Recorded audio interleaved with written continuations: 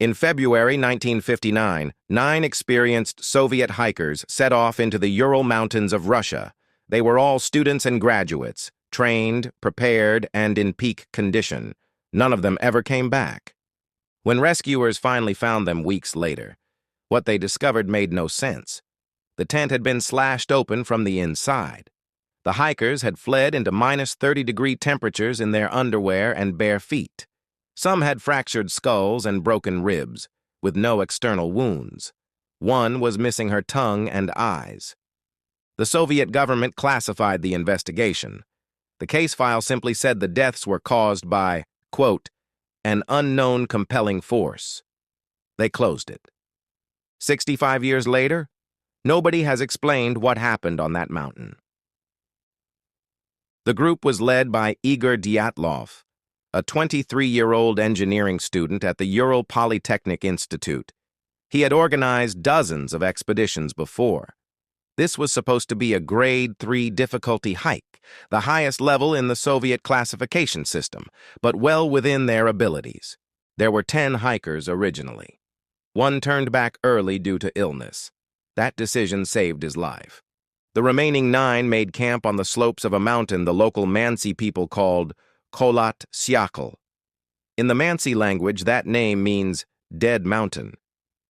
On the night of February 1st, something happened. We know this because of what was found and what wasn't. When the group failed to send their scheduled telegram, a search party was dispatched. What they found at the campsite stopped them cold. The tent was still standing, but it had been cut open from the inside, as if someone needed to escape in a violent hurry. Inside were all of their belongings: food, warm coats, boots, everything left behind. The hikers' footprints led away from the tent, down the slope toward a tree line about a mile away. They were walking, not running. Some prints showed people walking in socks, some were barefoot. At the tree line, they found the first 2 bodies. They were wearing only underwear, huddled near the remains of a small fire. Their hands were burned. They had been trying to keep warm. Higher up the slope, they found Igor Dyatlov's body, frozen mid-crawl, facing back toward the tent as if he had been trying to return. The last 4 bodies weren't found until May, buried under 4 meters of snow in a ravine. And these 4 told a completely different story. 2 had fractured skulls. 1 had a crushed chest, the kind of force doctors compared to a car crash. And 1, Lyudmila Dubinina, was missing her tongue, eyes, and parts of her lips and facial tissue. In the decades since, investigators, journalists, and governments have proposed dozens of explanations. 4 stand above the rest. Theory 1, an avalanche. The most official explanation, endorsed by Russian investigators in a 2019 reinvestigation, suggests a delayed slab avalanche forced them out of the tent in a panic. It explains the crush injuries and the need to escape fast. Critics point out, no avalanche evidence was found at the scene, and experienced hikers would never have camped on a slope that looked unstable. Theory 2, infrasound. Some researchers believe wind patterns in the mountains created infrasound, low-frequency sound waves below human hearing. These are known to cause panic, paranoia, and hallucinations in humans. It would explain why 9 trained professionals made irrational, fatal decisions all at once, but it doesn't explain the physical injuries. Theory 3, Soviet military testing. The area was near active Soviet weapons test sites in 1959. Some of the clothing showed unusual radiation readings when tested.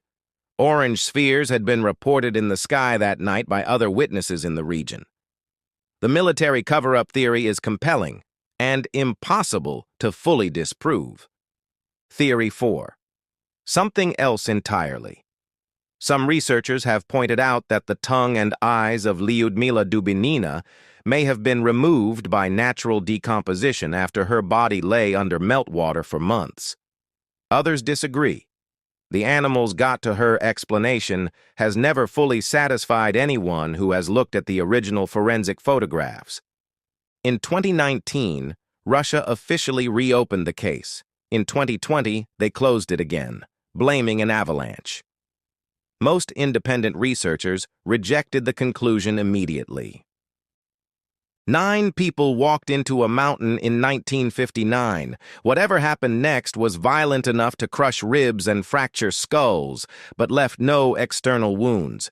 It was terrifying enough to make trained hikers abandon all their gear and flee into -30-degree cold in their underwear. And it was significant enough for the Soviet government to classify the findings and close the case with a phrase that explains nothing: unknown compelling force. The mountain is still there. People still hike it. The tent site is still visited every year by those trying to understand. And the answer, whatever it is still up there somewhere. If you want more mysteries that history never solved, subscribe, because we're just getting started.